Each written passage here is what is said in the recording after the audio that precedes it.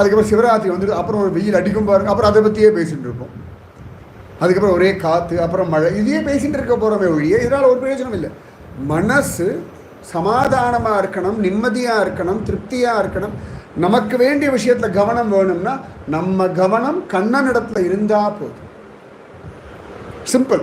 உங்கள் மைண்ட் எங்கே இருக்குது? இப்போ ரோடில் பள்ளம் இருக்கும், நாய் இருக்கும், மனுஷா வேகமாக வருவான், ஸ்லோவாக வருவான், ஸ்பீட் பிரேக்கர் இருக்கும். இத்தனைக்கு நடுவில் தான் நம்ம நடக்கணும், வண்டி ஓட்டணும், எல்லாமே. இது நடுவில் ஓரத்தில் காய்கறி வித்துன்னு இருப்பான், அந்த காய்கறிக்காரனை பார்த்தா நம்மளும் அங்கே தான் நின்று காய்கறி வாங்குவோம். இது எதுவும் மாற போகிறதில்ல. நாம தான் கவனமாக இருக்கோம். நம்ம கவனம் எங்கே இருக்குது? நீங்கள் கவலையில் கவனிச்சுட்டு இருந்தால் கவலையில் கவனிச்சுட்டே இருக்கலாம், பிரச்சனையில் கவனிச்சுருந்தா பிரச்சனையில் கவனிச்சுட்டே இருக்கலாம்.